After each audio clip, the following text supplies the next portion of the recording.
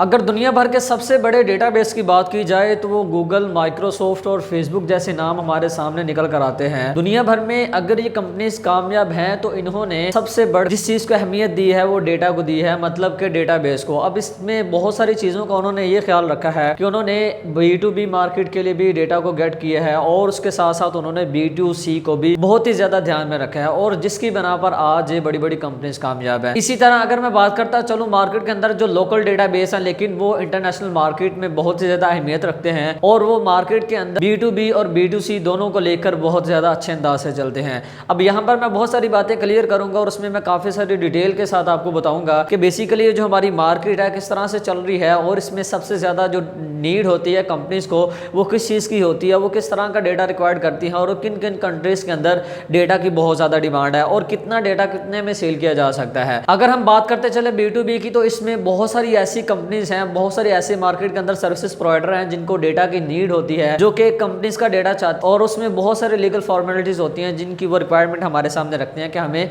इस चीज की नीड है। अब अगर देखा जाए मार्केट के अंदर तो एडवर्टाइजिंग और मार्केटिंग के रिलेटेड जो बड़ी बड़ी कंपनीज हैं इनको डेटा की बहुत ज्यादा नीड रहती है, क्योंकि ये जो कंपनीज हैं इन्होंने अपनी मार्केटिंग करनी होती है, मतलब कि इनके पास ऐसे कस्टमर का होना बहुत ज्यादा जरूरी है जिनकी ये मार्केटिंग कर सके और मार्केट में उनका नाम बना सके और मार्केट में सीधे लफ्जों में कहा जाए तो उनकी मशहूरी कर सकते। तो उसके लिए इनके पास क्लाइंट्स का होना बहुत ज्यादा जरूरी है, ऐसे क्लाइंट्स जिनको काम की बहुत ज्यादा नीड है, जिनको मार्केटिंग की नीड है, जो कि अपनी सोशल मीडिया मार्केटिंग के थ्रू से अपना नाम बना सकते हैं, गूगल एड्स के थ्रू से कर सकते हैं। बहुत सारी ऐसी कंपनीज होती हैं जिनको ब्रांडिंग की बहुत ज्यादा जरूरत होती है। तो इसमें जो ऐसी कंपनीज होती हैं जो कि एडवर्टाइजिंग के रिलेटेड काम कर रही होती है, हम फिर उनको टारगेट करते हैं और उनको हम सारे का सारा डेटा जो है सेल करते हैं। और इसी के अंदर मार्केट में कुछ ऐसी कंपनीज भी हैं जिनको B2C डेटा की जरूरत होती है। B2C का मतलब होता है बिजनेस टू कंज्यूमर। अगर इसको हम डिटेल में जाकर रिसर्च करते हैं तो इसको बिजनेस टू कस्टमर भी बोलते हैं। अब मार्केट के अंदर बिजनेस टू कंज्यूमर मतलब आप जैसे मेरे जैसे लोग होते हैं जिसको किसी न किसी सर्विसेज की नीड होती है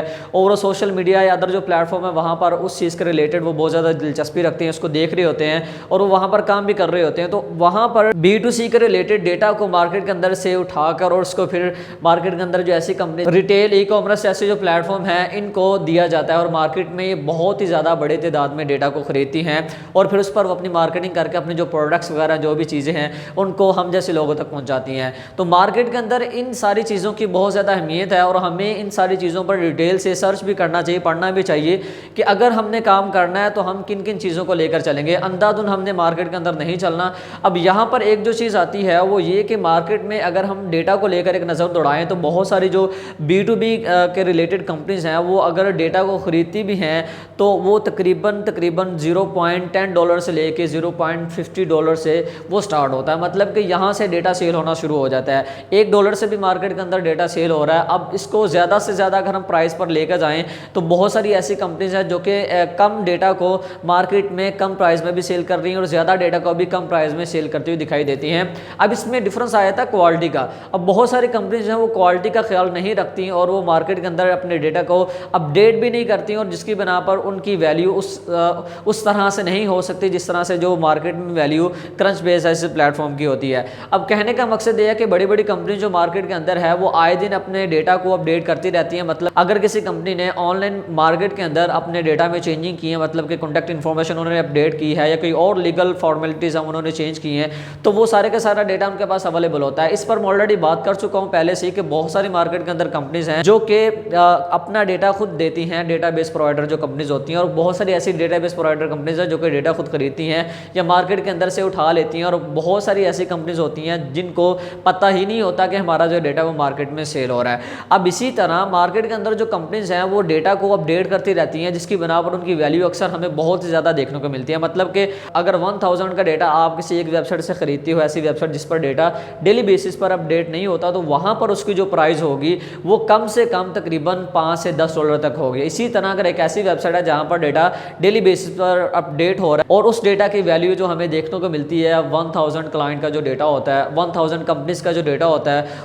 वो तकरीबन हमें $100 और $200 तक भी सेल होता हुआ दिखाई देता है। मार्केट के अंदर बहुत सारे ऐसे डेटाबेस प्लेटफॉर्म हैं जो कि डिफरेंट प्लान्स को सेल कर रहे होते हैं और वो स्टार्ट बहुत ही कम प्राइस जिसको हम बोलते हैं वो $50 होती है उनसे ले रहे होते हैं और वो आम बंदे के लिए प्राइस बहुत ही ज़्यादा है। अब आप लोगों ने इस सारे का सारा डेटा को कैसे रेडी करना है, किन किन कंट्रीज़ को हम टारगेट करेंगे, क्या क्या चीज़ें चीज़ें हमारे लिए रिक्वायर्ड होंगी आगे चल के, वो आपको इसी कोर्स के अंदर मिलेंगी। A to Z मैं सारी की सारी इन्फॉर्मेशन आप तक पहुंचाने की कोशिश कर रहा हूं ताकि आपको इस फील्ड के अंदर मार खाने को ना मिले। क्योंकि आप लोगों में से काफ़ी सारे लोगों ने मुझे रिक्वेस्ट की है कि सर आप जो चीज़ें हमें बता रहे हैं, जो आपका कोर्स है, इसके रिलेटेड हमें यूट्यूब पर इन्फॉर्मेशन देखने को नहीं मिल रही। देखें कि इसके रिलेटेड इन्फॉर्मेशन यूट्यूब पर होगी, लेकिन ये है कि जो चीज़ें, जो रिक्वायरमेंट मैं आप लोगों के सामने रख रहा हूँ, वो हो सकता है कि आगे चलकर वो हमारे लिए लीगल ना हो और उसमें हमें नुकसान भी उठाना पड़ सकता है। मतलब आपको कोई नुकसान ना हो, लेकिन मुझे हो सकता है कि नुकसान हो सकता है, क्योंकि कुछ ऐसी चीज़ें भी आगे चलकर मैं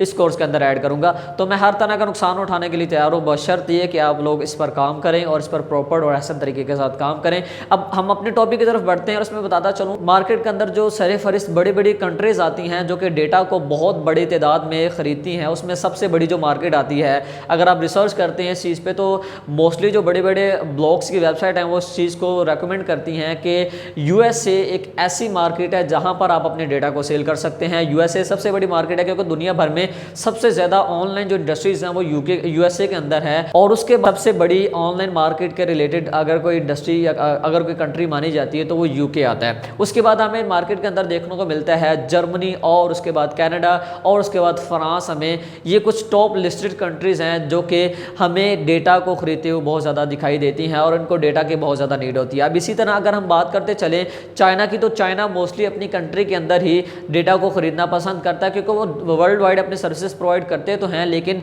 उस तरह से नहीं जिस तरह से वो अपनी कंट्री के अंदर रहते हुए करते हैं। इसी तरह मार्केट के अंदर बहुत सारी ऐसी कंट्रीज़ हैं, जैसा कि आप अगर उस पर नज़र दौड़ाएं इसराइल पे, तो वो भी इस चीज़ में बहुत ज़्यादा एक्टिव है। यूक्रेन बहुत ज़्यादा इस चीज़ में एक्टिव है। और भी दुनिया भर में बहुत सारी ऐसी कंट्रीज़ हैं जिनको डेटा की बहुत ज़्यादा नीड होती है और वो डेटा को बहुत बड़े तादाद में खरीदते हैं। और बहुत सारी ऐसी कंपनीज़ हैं जो कि प्लान्स को बाय करते हैं। आगे चल के मैं आपको एक सारे का सारा तरीकाकार बताऊंगा कि हमने अपनी जो डेटाबेस के रिलेटेड वेबसाइट है वो कैसे रेडी करनी है, वहाँ पर प्राइसिंग प्लान्स वगैरह हमने कैसे ऐड करके मार्केट में उसकी मार्केटिंग कैसे करनी है और ज़्यादा से ज़्यादा हमने जो डेटा को कैसे सेल करना है। तो उसके लिए आपने इस कोर्स को एंड तक लाजमी देखना है, क्योंकि इस कोर्स में वो सब कुछ होगा जो कि आपको यूट्यूब पर कहीं पर भी देखने को नहीं मिलेगा। उम्मीद करता हूँ कि आज की इस वीडियो में आपको काफ़ी कुछ सीखने को मिला होगा। मिलता है नेक्स्ट वीडियो में। दुआ में याद रखिएगा। अल्लाह ने के बाद।